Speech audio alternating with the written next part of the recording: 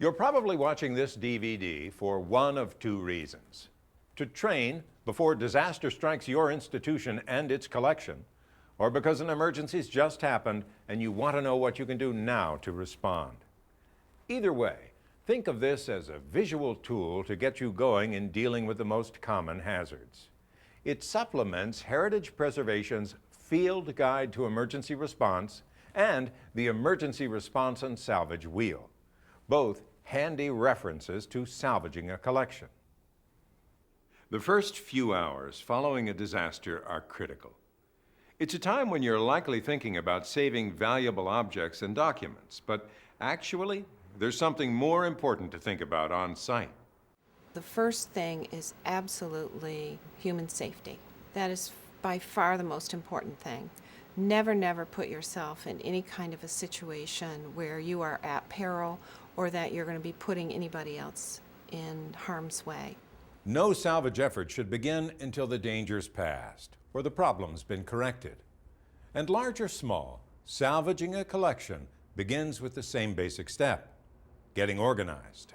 The first thing that people really need to do is to take an inventory of what's going on around them, take some time to plan the event, their response, and to relax, to get a cup of coffee, sit down with the people who are going to be helping them do the response. While organizing, you should notify key people at your institution, as well as your insurance contact, about the emergency. Now is also the time to begin gathering materials, supplies, and equipment you'll need to stabilize or dry objects. Once you get the okay from authorities to enter the site, the first thing to do is a damage assessment. This is an essential step where a small team goes in to evaluate the situation. A damage assessment will occur after the first responders have left. You go in and take a broad brush look at what has happened in a very quick amount of time. This is not where you go in and start looking item by item. You want to know what collections have been damaged, what is the extent of that damage, what has caused the damage, so that the information coming out is going to help your team leader plan the response. Now there's one key thing to remember whenever you're working in a disaster setting. You never enter a building alone or do anything in a disaster situation by yourself. Have a buddy. Part of on-site safety, whether doing the damage assessment or actual salvage work, is wearing protective clothing. This includes hard hats, gloves, waterproof shoes or boots, as well as masks if necessary, depending on the type of hazard. A first aid kit should be available nearby, and along with paper, pencils, markers for taking notes, you may want to have a cassette tape recorder and equipment for visually documenting the scene. As you're documenting, take note of the existing conditions in the building. You'll want to know some key things before beginning the actual salvage work. Do you have electricity or don't you? Are you going to need generators? Do the elevators work or don't they work? Is there broken glass on the floor? Do you need to make sure that a pathway is clear for you to enter and exit the damaged area so that nobody's going to get hurt? Remember, a disaster scene that's declared safe may still have hazards. Keep this in mind. If there's no available electricity on site, use a flashlight, never an open flame. Be sure you know where emergency exits or escape routes are. And don't reach into holes or beneath debris where animals or insects may hide. In short, stay alert. The information gathered during the assessment will help create a plan for what to do next. Following a disaster, your building may be compromised in some way. Extreme heat, an ice storm, even a local loss of power can disrupt the internal environment and threaten your collection. If this happens, you need to stabilize that environment. This could mean raising or lowering the building temperature, adjusting its relative humidity, blocking out natural light, or monitoring air quality. Ideally, your building's temperature should be around 70 degrees Fahrenheit, with a relative humidity around 50%. The tools that you could use possibly to check temperature and relative humidity would be a thermometer for temperature, and relative humidity, you would use a hygrometer, and both of those might be purchased at a local hardware store. If your heating and air conditioning system is working, try adjusting the temperature slowly. When you're dealing with a historic house museum, it's most important that you bring the temperature down in a very gradual manner, because these older types of building materials have a lot of physical stress in them, and as the moisture comes out of them, if you do it too rapidly, you can cause cracking and delaminating and all kinds of problems for the building structure. If your heating and air conditioning system isn't working, but you have electricity, use portable room dehumidifiers to help reduce humidity indoors. You can also circulate and mix internal air by using fans.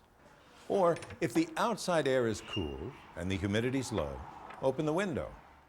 While the damage assessment's going on, salvage workers can look for an area to move objects and documents for triage and salvage.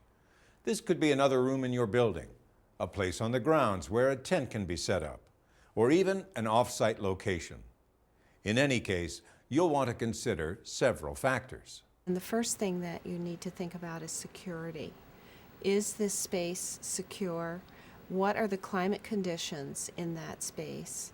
And what are the factors going to be about getting objects from your institution, point A, to point B? Are you in a large city? Do you have to deal with a lot of traffic? Is this a building that's just next door, so transportation for the artifacts could actually be carried out very easily, as opposed to off-site salvage, where you're going to actually have to think about packing up the artifacts on site, which is going to add a whole nother level of complexity.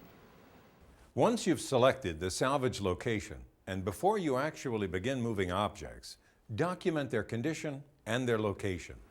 You want to make sure that you're maintaining intellectual control, that you're documenting the items, because documentation is the heart of a successful response. That means you're indicating what the items are, where they originally were, and where they're going. After you've documented the objects, you can begin moving them. But remember, handling anything that's damaged takes added care.